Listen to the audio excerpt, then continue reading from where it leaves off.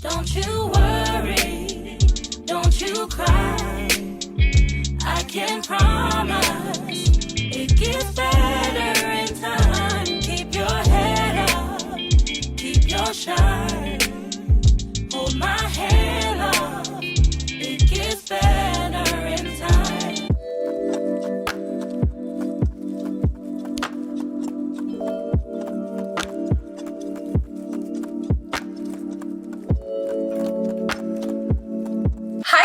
Welcome back to my channel. If you are new, babe, hit the subscribe button because you're gonna want to stay. If you're returning, hey besties, it's so good to see you again. We're back with another meal prep video. It's also a day late again, but just give me grace, just give me grace. I will explain everything in my next vlog as to why all my content is gonna be pushed, but charge it to life, just lifing and not my heart, okay? Because I really just kind of been going through it, okay? Just a tad. But we have a meal prep today. I don't have a grocery haul for you guys, but I will have my grocery list and my recipes down below in the description box. You guys can click on the PDF link, and I believe you can download it off of Canva. I know some people have asked me if there was a downloadable way, but I really thought there was a feature where you could download it. If not, just screenshot it and then you just have it on your phone. But yeah, I'm not gonna hold you because I know you guys came here for the food. So on today's meal prep, I'm gonna be making a honey sriracha salmon bowl with a fresh mango salsa that is all the chef's kisses, okay? All of them. I'm also making my very own roasted red bell pepper hummus. And once you make your own, you won't buy the stuff from the store ever again.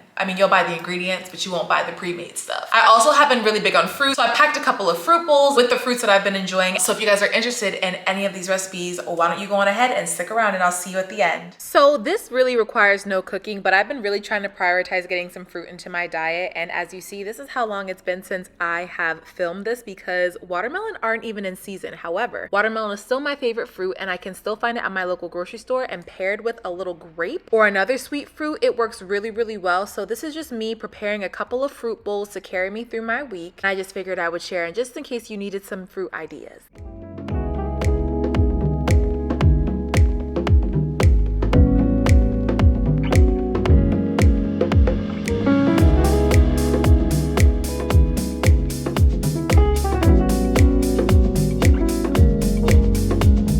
Alright, so first up, for the real deal, we are going to be making some salmon bowls, specifically some honey sriracha salmon bowls with a fresh mango salsa. Again, you might not be able to find mangoes at this time because it's cooler outside, but pineapples will work and you can sweeten it yourself. So this is everything that you are going to need. Remember, the recipes are linked down below.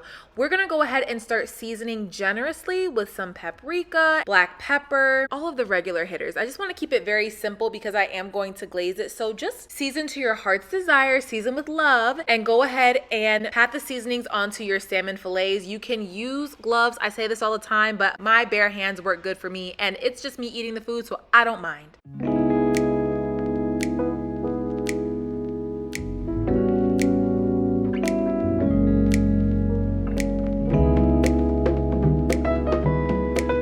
Then you're gonna sear it on both sides. I like to put mine skin side down first to get it really nice and crispy. And then I'm gonna actually spray the top of the salmon with some olive oil spray or any spray oil that you have, just to help it get a golden brown color. Now for the super simple glaze, I'm using about 3 to 4 tablespoons of sriracha and about half of the amount of honey. I love this. It's so simple, but it's so delicious.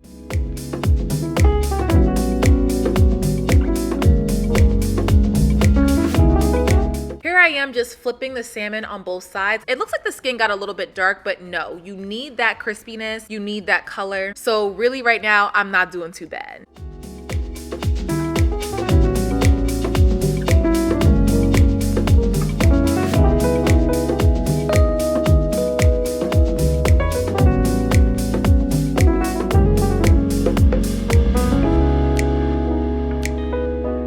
Somehow I lost the footage of me pouring the glaze on the salmon, and it was a beautiful slow pour, but you know what? That's all right. You get the picture. You're gonna glaze your salmon, and then it gets a little bit sticky on the pan. Just keep basting your salmon with that sticky glaze so that it doesn't burn, and then set it off to the side. Now I'm going to make my fresh salsa. I love a mango salsa and a pineapple salsa. Both would work great in this recipe. So I'm gonna go ahead and chop up all of my produce. This takes a little bit of time, but I feel like if you're like me, you just try to knock this out of the way. So I'm chopping up a red onion, some cilantro, and then I'm going to tackle my mangoes. I always really struggle with mangoes, and that's because I usually can't wait for them to ripen up. So this one was like medium soft.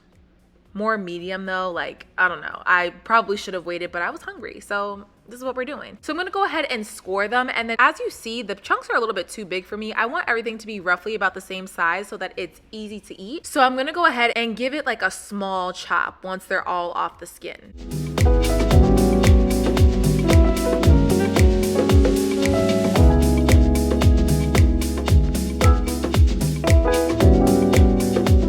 Now in a bowl, it's time to assemble, so go ahead and get your mango, your cilantro, red onions, and seasonings of choice. Again, all of my measurements, which really aren't measurements, will be down below in the cute little PDF with all of my recipes and directions. But the key ingredient to this salsa is a good amount of lime juice, which I'm about to sprinkle on right now, and the Trader Joe's chili lime seasoning. You could also use tahini, and I love it. It's so good. It's like salty and spicy, but really, really flavorful. I don't know, it just brings it all together. Give it a good mix and then pop it in the fridge and serve it however you want. I'm using it for this dish, but it's great with chips also.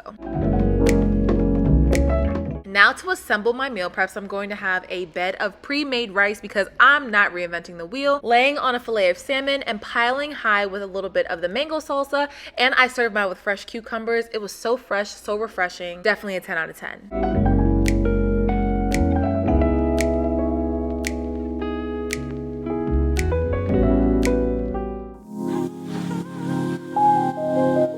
Next up is a roasted red pepper hummus. I tried my hand at it, and honestly, I will never be going to the grocery store to buy pre-made hummus again because it is so simple, you guys. All you need is a blender and a few key ingredients, and baby, you've got hummus in 5 minutes. So I washed and drained a can of chickpeas. I'm adding some roasted red peppers that came in a jar, okay? You don't have to roast your own peppers if you don't want to. I'm adding in my seasoning, some garlic, a little bit of tahini because that's what's gonna give it that creamy consistency, followed up by some salt, lemon juice, and a little bit of olive oil, and literally it's as easy as putting it into the blender and pouring it into a meal prep container. The quickest thing I probably ever made on a meal prep.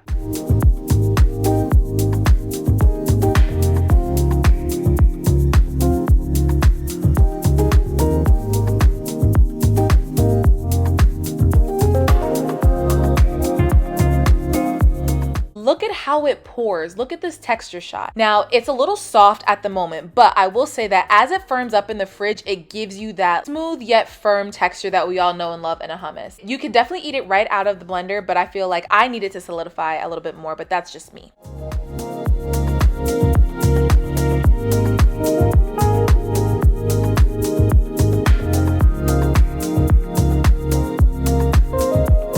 All right, y'all, so again, I am not reinventing the wheel. I am making a steak hibachi bowl with pre-made fried rice because who has time to be frying rice? If that's you, I love that for you, but me, I'm not reinventing the wheel. I'm gonna take every shortcut that I can. So you only need a few basic ingredients. I'm gonna start by prepping my produce. That's usually how I start everything. I'm going to go ahead and cut an entire zucchini into these little half moon shapes. I just feel like it's easier to eat and they're quick to cook. Then I'm gonna use about half of an onion. I don't know why I cut it like this. I should have just kept slicing more of the onion.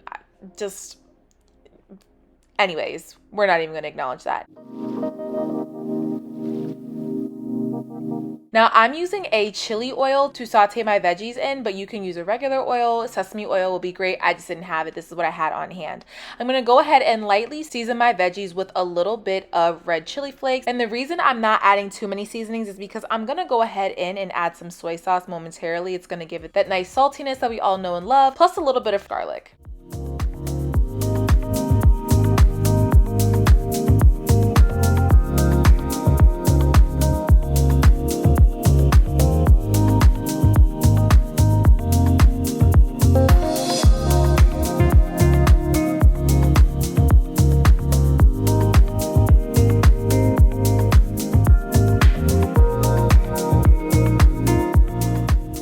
Now that my veggies have been cooked, I took them out of the pan, and in that same pan, I'm gonna go ahead and take the Trader Joe's chicken fried rice. You can use the veggie fried rice, the shrimp fried rice, whatever you have. And I'm just going to add a little bit of soy sauce. This is the lower sodium soy sauce, so if you're like really not feeling the amount of sodium in it, you can just use less or just use water. I just need something to help it steam. Then I'm keeping it really simple with my steak. I'm just using the spicy Montreal seasoning. This is the best seasoning to put on your steak. I swear by this, okay? I literally just just keep it very, very simple. And then I'm gonna fry it in that same pan with a little bit more of that chili oil, and just make sure that all of the sides of the steak are nice and golden brown.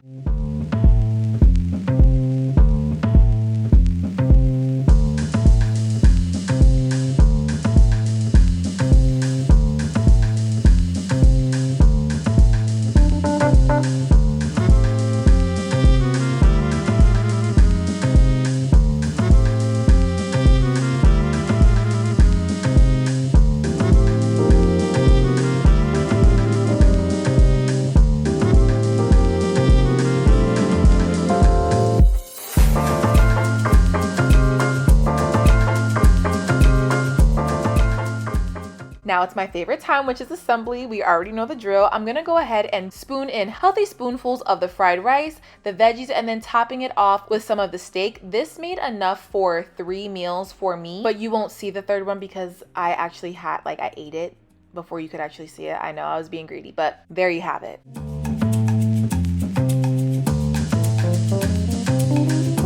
And finally, for my last dish, this is a white chicken chili that is so easy to make because I'm not making my own chicken from scratch. I know a rotisserie chicken hate to see me coming because I'm gonna find any which way I can doctor it up. These are all of the ingredients that you are going to need, your basic necessities when it comes to like a chili. So you need your protein, some beans, some peppers, of course seasonings, because you know we season with love over here on this channel. And then I also have some corn, some fresh cilantro, jalapeno, just all the things.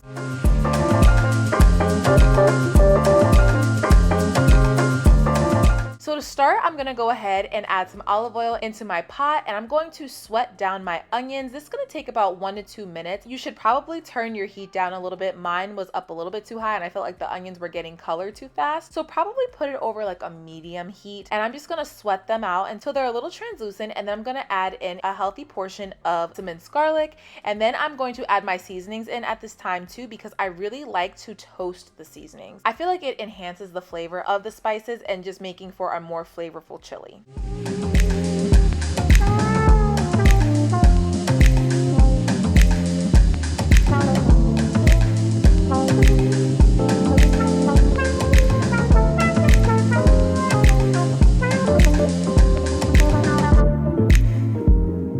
Now it's time to add in an entire can of green chilies and about a cup of frozen corn. You can use fresh corn, corn in a can. What is that called? Canned corn? Yeah, you can use that, but this is what I had on hand. And then I'm gonna add in my chicken broth. I used a low sodium chicken broth.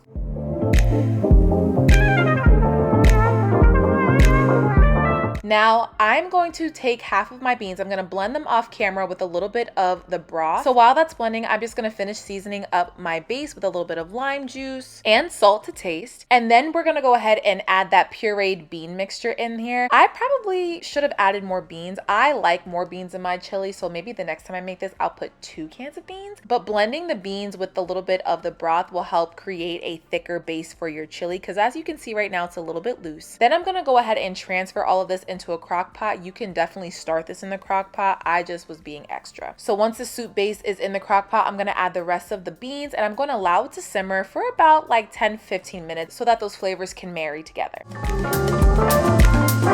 I shredded the chicken off camera, and now I'm gonna add it into the soup base, and I'm gonna cook it for about another 20 minutes on high in the crock pot.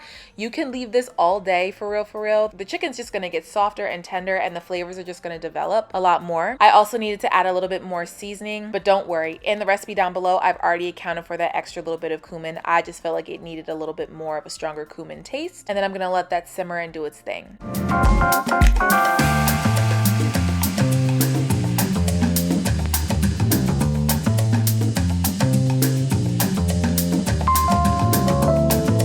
Right before I'm ready to serve the chili, I'm gonna add just a dash of heavy cream. You can keep it out, but I just wanted it to be a little bit more creamy. And it also cooks down and makes it a little bit more thick, which I really like too. So, I mean, look at all this goodness. Like, you can visibly see everything that you're eating in this chili.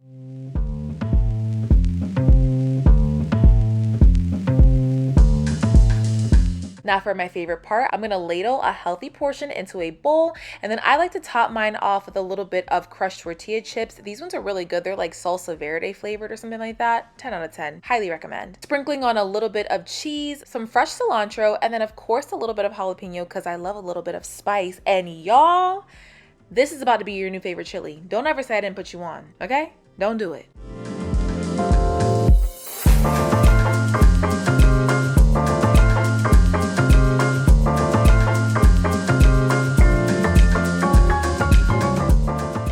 So that is gonna conclude this week's meal prep. If you guys enjoyed this video, please be sure to like, comment, subscribe, and share. Also be sure to turn on your post notifications. That way you can be notified every time I drop a new video. And until next time, babes, I'll see you in my next.